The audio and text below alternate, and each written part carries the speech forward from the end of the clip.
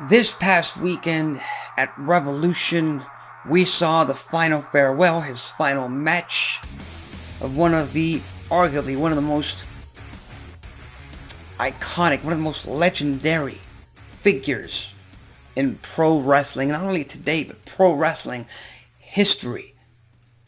Because the man known as Sting, the icon himself, the multiple-time world heavyweight champion in a lot of different companies, was able to say farewell and hang up his boots inside that squared circle in front of 17,000 plus fans in Greensboro, North Carolina.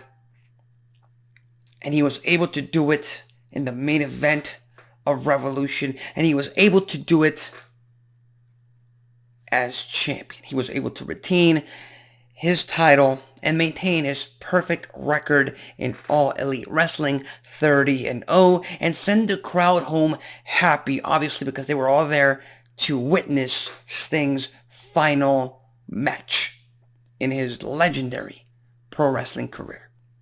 And of course, if you followed my content right here on Wrestling Talk, you know that was not what I was looking for.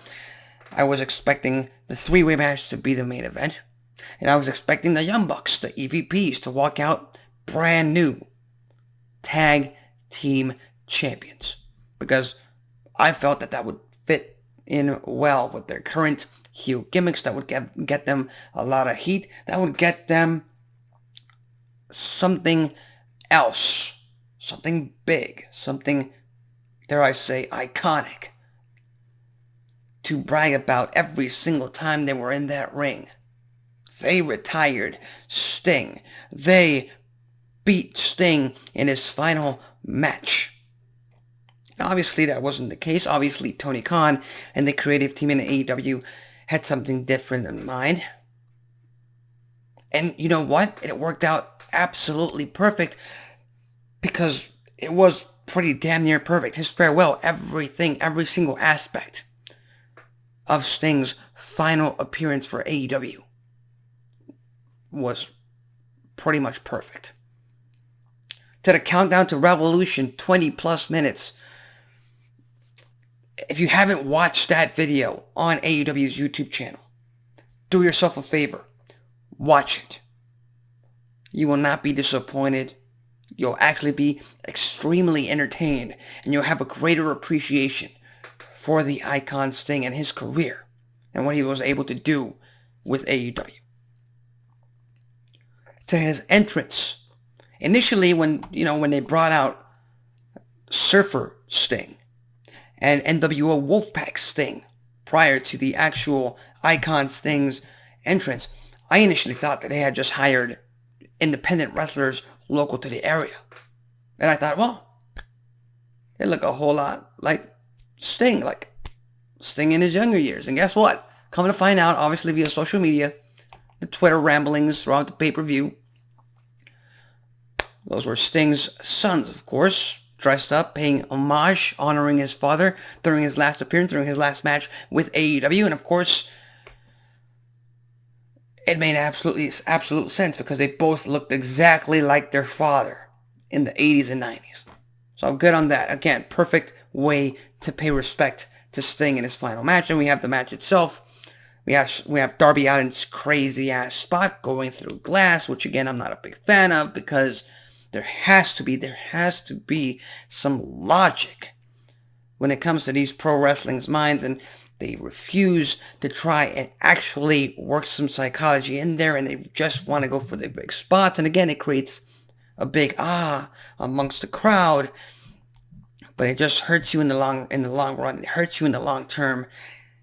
And I kind of wish Darby Allin hadn't done it, but he did, and it was a great spot. It was an absolutely holy shit spot. I just wish that hadn't been the case.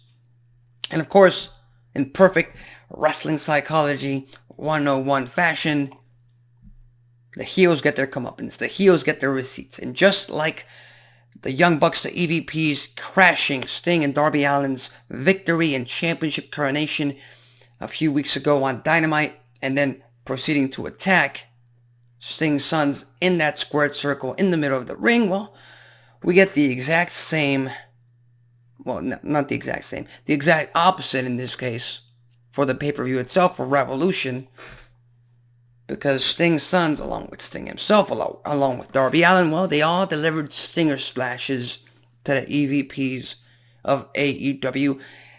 And I gotta say, again, it was very satisfying to see every single aspect of this show, every single aspect of Sting's retirement was very satisfying, very pleasing, very entertaining to watch. And it's something that I wasn't quite expecting. So again, I'm happy AEW went the route that they went. I'm happy that they decided to retire Sting as champion, that they decided to have him be the main event of the show, because make no mistake about it, the 17,000 plus in that arena in Greensboro, North Carolina, were there to see Sting. They were there to honor him. They were there to pay respects to him. So again, I was wrong, and I can admit it. I can admit when I'm wrong. It is what it is. And again, every single time I watch a pro wrestling show, I go into it with an open mind.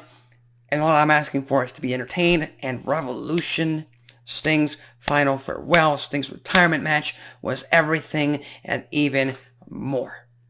So with that said, that's great on AEW's part, great on Sting's part. Congratulations to a fantastic career for the Stinger.